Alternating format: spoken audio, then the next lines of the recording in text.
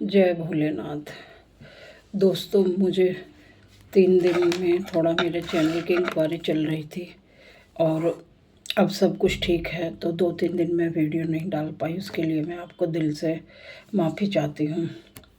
अब daily डलेंगी video. आज मैं आपको भोलेनाथ की चमत्कारी कहानी सुनाने जा रही हूँ।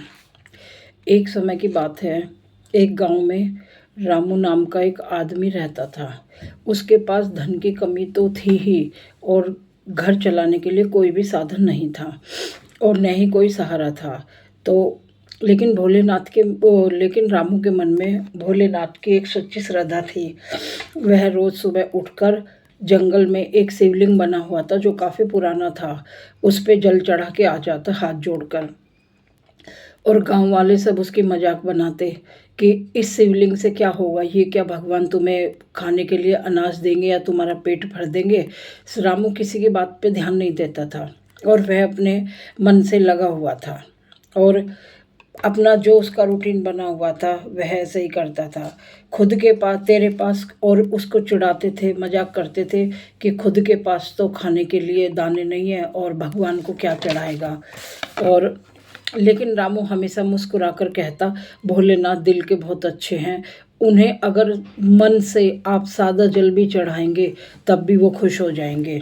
और भोलेनाथ बिल्कुल भी दिखावा पसंद नहीं करते और इसलिए मैं प्रेम से जो भी मेरे से बनता है मैं वो चढ़ाकर आ जाता हूँ। और उसकी बात को सुनकर मजाक लेकर सब अपने घर चले जाते हैं। कहते कि ये तो पागल हो गया, बेवकूफ़ हो गया, ऐसे भी कहीं होता है क्या। और उसकी भोलेनाथ ने कठिन परीक्षा ली और भी कठिन परीक्षा ली। एक दिन गांव में सूखा पड़ गया और सारे खेत सूख गए, खाने के लिए कुछ भी नहीं था, पानी भी नहीं था। और गांव के लोग बड़े परेशान हो रहे, कहने लगे कि अब बोल रामू अपने भगवान से कि ये सूखा वो करे, हमारे खेतों में पानी दे दे। और उसके बाद वह परेशान हो गया और उस के पास भगवान जी को चढ़ाने के लिए पानी भी नहीं था, बहुत थोड़ा पानी मिलता था।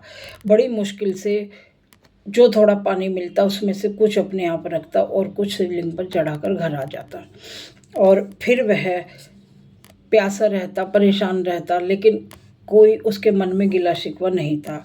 उसके बाद जैसे गांव वालों को थोड़ा थोड़ा पानी मिलता, 1 लोटा पानी था उसके पास में बस। अब वो प्यासा भी बहुत ज़्यादा था, कमज़ोर हो गया था। तो उसने क्या करा, सब लोग अपना पानी लेके गए, समझाया कि रामू पानी पी ले, परेशान हो जाएगा, बीमार हो जाएगा, भोलेनाथ को कल चढ़ा लेना, कहीं भगे थोड़ी जा रहे हैं, इस तरह से बोलते थे। लेकिन उसके पास एक छोटे से लोटे में पानी था। अब इस असमंजस में था कि वो उसे पिए या शिवलिंग पर चढ़ाए। लेकिन उसने बाद में आंख बंद करके अपने भोलेनाथ को याद किया और जो पानी था बोला कि देखा जाएगा जो होगा, और वह शिवलिंग पर चढ़ा दिया। उसके बाद उसकी तबीयत खराब हो गई, उसका गला सूख गया और वह बेहोश होकर वहाँ गिर पड़ा। उसके बाद सारे गांव वाले जाकर अपना देखा कि जो थोड़ा बहुत पानी हमने दिया था वो उसने रामू ने शिवलिंग पर चढ़ा दिया, इसलिए प्यास के मारे उसको चक्कर आके वो गिर पड़ा। और अब आप भोलेनाथ का चमत्कार देखिए। जैसे ही रामू ने शिवलिंग पर पानी चढ़ाया, अचानक पूरे गांव में एकदम काले बादल घिरे और जोर जोर से बारिश होने लगी। पूरा गांव पानी से भर गया। उसके बाद रामू को जैसे होश आया और उस शिवलिंग में से रामू को हल्का हल्का होश आया। उस शिवलिंग में से एक चमत्कारी शक्ति निकली और वो रामू के चेहरे पर पड़ी और वैसे ही रामू उठकर बैठ गया।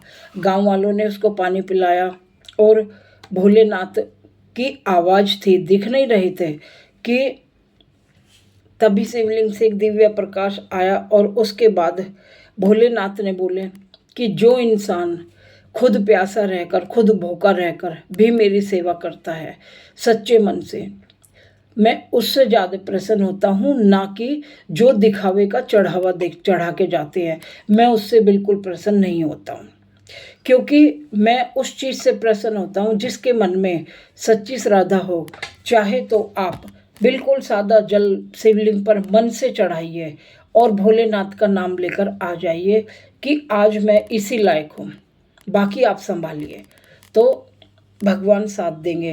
तभी भगवान ने रामू की भक्ति देखी और उसको होश में आ गया और वह उठकर बैठ गया और शिवलिंग पर सिर टेक कर बोला, हे प्रभु, आपने मेरी प्रार्थना स्वीकार कर ली। रामू की हालत धीरे धीरे सुधरने लगी और कुछ ही टाइम में रामू ठीक हो गया।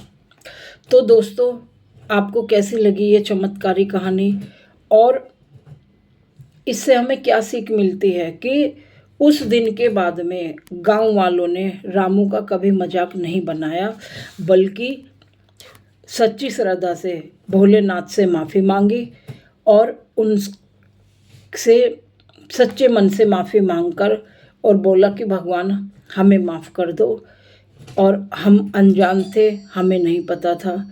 और रामू उठकर बोले, कहने लगे, ऐसे ही है मेरे भोलेनाथ, बहुत भोले हैं, सच्चे मन से इनसे कुछ भी मांग लो ये उस चीज़ को देते हैं। लेकिन ढोंग और पाखंड भोलेनाथ को बिल्कुल पसंद नहीं है। तो बोलो भोलेनाथ की जय। बम बम भोले, हर हर महादेव, हर हर महादेव। मिलते हैं कल अगली कहानी के इसमें। जय शिव शंभू, जय भोलेनाथ।